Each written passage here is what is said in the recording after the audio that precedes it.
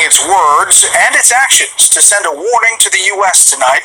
Moscow has sent a warship to Cuba and says the U.S. weapons buildup in Europe could spark a repeat of one of the most dangerous conflicts of the Cold War. National Security Correspondent Jennifer Griffin has the story tonight from the Pentagon.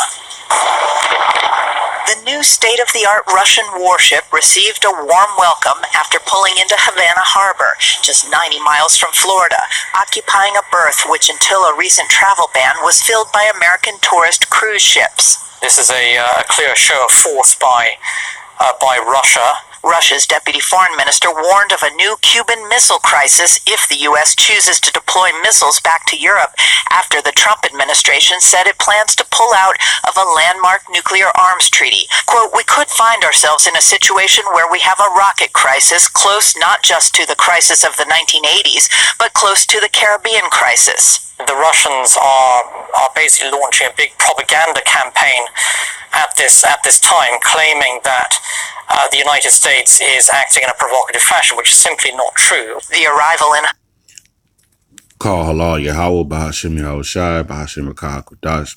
Double honors to the apostles, the elders of GMS who rule well. Peace and blessings to the hopeful elect. GMS Stop List come with another lesson. You see this video on Fox News showing where the Russians are bringing their warships into Cuba because they have it. They're basically, for a long time, they've been allies basically with Cuba. What you see, they say,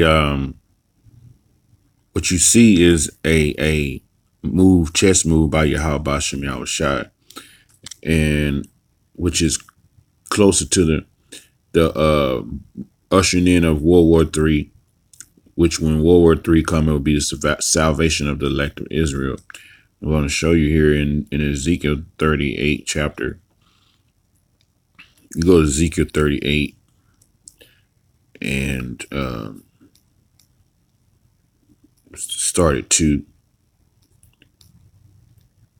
It says, "Son of man, set thy face against Gog, the land of Magog, the chief prince of Meshech and Tubal, and prophesy against him." Now, Gog and Magog, when you look at an old map of Gog and Magog, it is now where resides the Edomites who call themselves Russia. That land right there was ancient Gog and Magog. So it's talking about the Russians. And it says, "And say, thus said the Lord Yahweh, behold, I am against thee, O Gog, the chief prince of Meshech and Tubal." Why is the Most High against Gog and Magog? Because they're Edomites also. The Most High, he hates Esau. It tells you that in Romans, right? In the book of Romans, the 9th chapter, and it tells you in Malachi, the 1st chapter.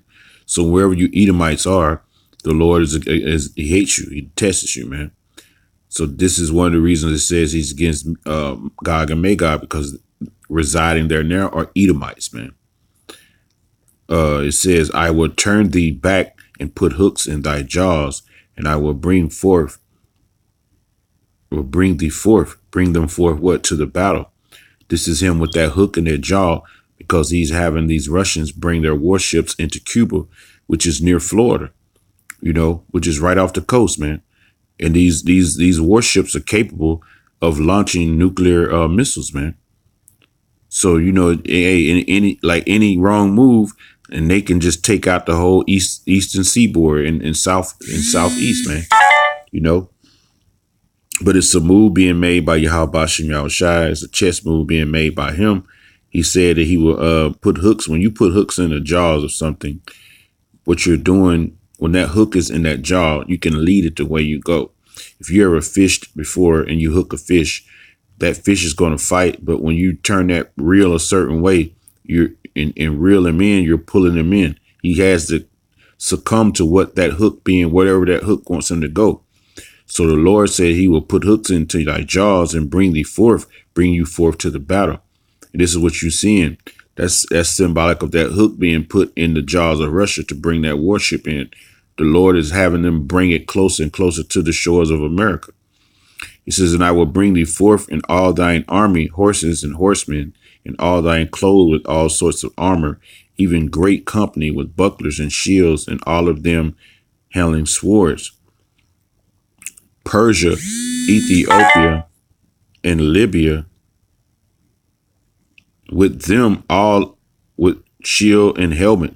Now Persia, when you look up Persia, when you go into that, if you pull up the Wikipedia, Persia is what now where you see the land of which is called Iran.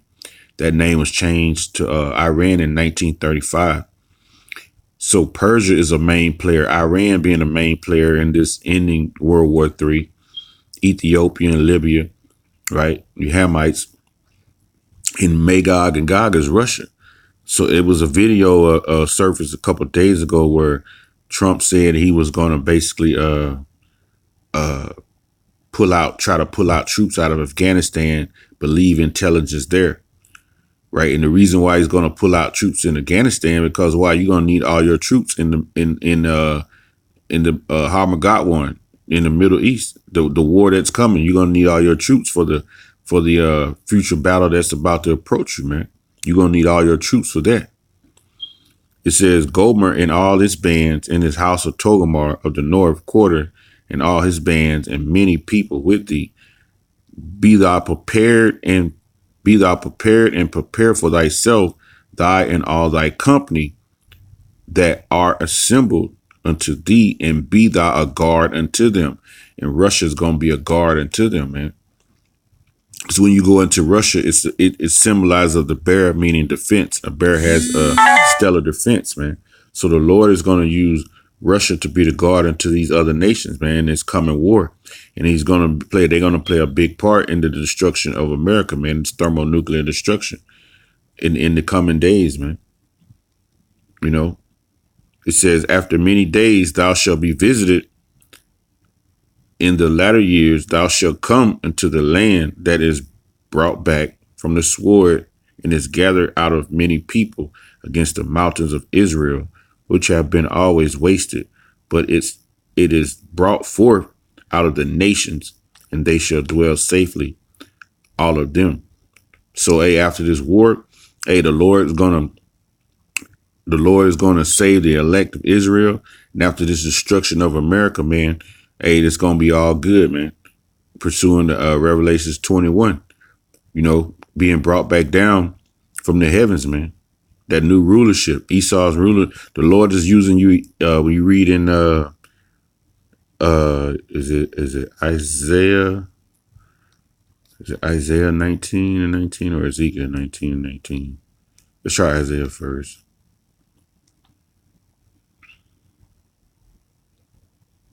Or 19:2. Let's see if that's it. Con. Isaiah 19:2.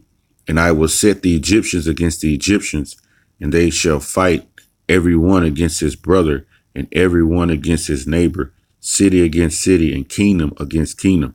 And this, it set the Egyptians against the Egyptians. These are nowadays the Edomites versus the Edomites, man. So, these are Edomites. The Lord is using Edomites to go against Edomites to save the elect of Israel. When you really look at it, brother against brother, man. These Edomites are brothers, man. You know, these are great kingdom. America's a great kingdom. Russia's a great kingdom. Kingdoms against kingdoms. And this is the chess move that the Lord is doing, bringing these countries, you know, to fight against each other, man. Havana not as menacing as this encounter weeks ago in the Western Pacific when a Russian destroyer harassed the USS Chancellorsville, nearly colliding, forcing the American warship to alter course. Earlier this month, Moscow says one of its fighter jets intercepted a US B-52 bomber in the Black Sea, one of many increasingly aggressive encounters between the two Cold War foes.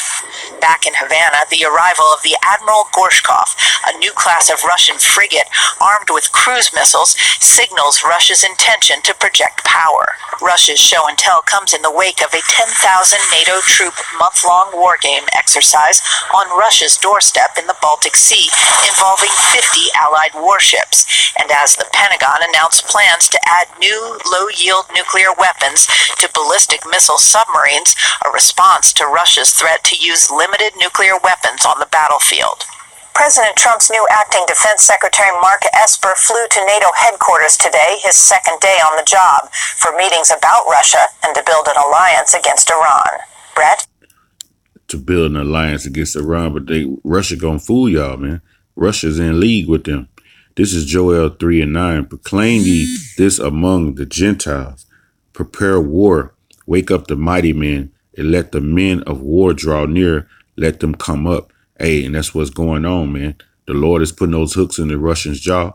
These warships are at your doorstep. They're right in your backyard, man. And they're preparing for war. The generals, the brigadiers, the major generals, the lieutenant generals, man. They're all sitting in the strategic war rooms, making plans on how they're going to execute the fight. They're testing their stealth bombers. They're the F-35s, the F-20s, F-25s, 26s. Everybody's cranking up, gearing up, fine-tuning their battle gear. The soldiers are checking their battle gear, making sure your vests are right, your weapon is right, your grenades work, making sure your boots are ready, man, making sure everything is ready. The Lord has put the spirit of on you people to go to war, man. And World War III will be the salvation of the elect of Israel. So we welcome this World War III, man. We want it to come like tomorrow. Hey, but it's coming. So all praises be to the Heavenly Father and His Son, Yahweh Bahashim Yahweh Shai, Bahashim Rakah Kwadash. Double honors to the apostles, the elders of GMS who rule well. Peace and blessings to the hopeful elect. GMS, stop and listen. Shalom.